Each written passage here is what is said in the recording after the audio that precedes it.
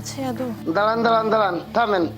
আপনারা কোথায় যাবেন? কয় নাম্বার ফ্ল্যাটে? তারদের অনুমতি ছাড়া ভিতরে যাওয়া নিষেধ আছে। আমরা জনশুমারি ও গৃহগণনার লোক। দেশের ষষ্ঠ জনশুমারি ও গৃহগণনা চলছে। এই ভবনের বাসিন্দাদের তথ্য নিতে এসেছি। আপা, তথ্য নেন, তাতে সমস্যা নেই, তবে অনুমতি লাগবে। আগে অনুমতি নেন, তারপর তথ্য নিতে আসেন। আপনি ইন্টারকমে কল করুন, বলুন আমরা পরিসংখ্যান অফিস থেকে এসেছি, জনশুমারি ও গৃহগণনার তথ্য নিব। আপনি কল করুন, আমরা অপেক্ষা করব। একটু অপেক্ষা করেন, এখন অফিস টাইম। সব স্যারেরা নামবো, এই বিল্ডিং এর সেক্রেটারি স্যারে নামবো, চাইলে কথা কইতে পারেন। ওই যে স্যারে নামছে। আসেন আসেন আসেন। স্যার আসসালামু আলাইকুম। ওয়ালাইকুম সালাম। কি ব্যাপার তরিকুল, কি হচ্ছে? ওনারা কারা? আসসালামু আলাইকুম। আসসালামু আলাইকুম। ওয়ালাইকুম আসসালাম। স্যার, দেশে ষষ্ঠবারের মতো শুরু হয়েছে জনশুমারি ও গৃহগণনা।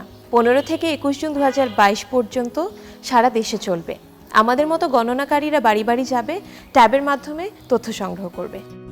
স্যার, আমরা পরিসংখ্যান অফিস থেকে কাজের জন্য নিয়োগ পেয়েছি। এই হচ্ছে আমাদের ID card. It's okay, okay, good. আপনারা ট্যাবে তথ্য নিচ্ছেন, ভালো। ডিজিটাল শুমারি হচ্ছে, কিন্তু তথ্য নিরাপদ থাকবে তো? মানে এই জাতীয় তথ্যে নিরাপত্তা খুবই জরুরি। জনশুমারির তথ্য সম্পূর্ণ নিরাপদ থাকবে, এনক্রিপ্টেড। চাইলে কেউ এই তথ্য ব্যবহার করতে পারবেন। আপনাদের তথ্য সম্পূর্ণ গোপন থাকবে। সবার তথ্যই নেওয়া উচিত। 10 বছর পর পর শুমারি হয়, সবার জনশুমারিতে তথ্য দিতে হবে। আমরা কেউ বাদ থাকবো না। নাগরিক হিসেবে জনশুমারিতে অবশ্যই তথ্য দেওয়া উচিত। নির্ভুল পরিকল্পনা, পরিকল্পিত উন্নয়ন, ভবিষ্যৎ কর্মপরিকল্পনা, দেশের উন্নয়ন, সব কাজেই জনশুমারির তথ্য প্রয়োজন। সঠিক তথ্য ছাড়া দেশের উন্নয়ন অসম্ভব স্যার। ইউ আর রাইট, কিন্তু আমার একটু তাড়া আছে। কোনো অসুবিধা নেই, আপনারা আমার বাসায় গিয়ে তথ্য নিয়ে নিন। আর শোনো তরিকুল, ইন্টারকমে সব ফ্ল্যাটে জানিয়ে দাও, সবাই যেন ঠিকমতো তথ্য প্রদান করে। আমার কথা বলবে। জি sir. After all, I am the secretary of the society. কি হবে তো? জি স্যার। ঠিক আছে, তাহলে আসি। Best of luck. আসসালামু আলাইকুম। ওয়ালাইকুম আসসালাম। স্যার, গাড়ি রেডি। ও, আপনারা একটু অপেক্ষা করেন, আমি ইন্টারকমে সবার খবরটা দিয়ে আসি। হ্যাঁ, জি। ঠিক আছে। বসেন বসেন। আমি একটা বিশেষ বিষয়ে কথা বলবো, সেই কারণে আপনাদের সবাইকে একটু আটকালাম। আপনারা সবাই নিশ্চয়ই জেনেছেন বা শুনেছেন যে দেশে জনশুমারি শুরু হয়েছে, ষষ্ঠ জনশুমারি ও গৃহগণনা। আমাদের সবারই কিন্তু উচিত জনশুমারিতে তথ্য দেয়া। It's a very important event. Sir, মানে তথ্য দেওয়াটা কি খুবই জরুরি? আমি তথ্য না দিলে কি আর এমন হবে স্যার?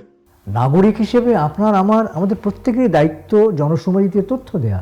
তথ্য না দিলে সরকার দেশের উন্নয়নের জন্য পরিকল্পনা করবে কিভাবে? আর তাছাড়া অনেক গুরুত্বপূর্ণ তথ্য জনশুমারি ছাড়া পাওয়া সম্ভব না। দেশের জনসংখ্যা কত, নারী পুরুষের সংখ্যা, দেশের ভেতরে বিদেশি নাগরিকদের সংখ্যা, ইন্টারনেট ব্যবহারের তথ্য, শিক্ষার ধরন, শিক্ষার হার, মানুষের পেশা, এমন অনেক তথ্য কেবল শুমারি থেকেই পাওয়া যায়। সরি স্যার, আমার বাড়িতে শুমারির লোকজন গিয়েছিল, আমি তো তথ্য দেইনি। মনে হয় আমি অনেক বড় ভুল করে ফেলেছি স্যার। এখন কি করা যায় স্যার? তারা আবারও আসবেন, আশেপাশে খোঁজ নিন, তারা এখনও কাজ করছেন। আর না পেলে পরিসংখ্যান অফিসে ফোন করবেন। টিভিতে দেখুন, স্ক্রলে ফোন নাম্বার দেওয়া আছে, আপনি তাদেরকে কল করুন, তাদেরকে আসতে বলুন। স্যার, আমার একটু সমস্যা। কি সমস্যা বলেন? মানে আমি কয়েকদিন ধরে শ্বশুর বাড়ি আছি স্যার।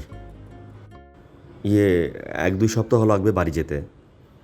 আমি মনে হয় এবার বাদই পড়ে যাব স্যার। না না, কেউ বাদ পড়বেন না।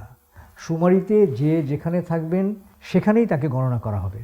বাসায় থাকলে বাসায়, শ্বশুর বাড়িতে থাকলে শ্বশুর বাড়িতে। আমরা অবশ্যই তথ্য দেবো স্যার। জি স্যার, অবশ্যই দেব। Good, very good. আসুন, আমরা সবাই জনশুমারিতে তথ্য দেই, পরিকল্পিত উন্নয়নে অংশ নিই।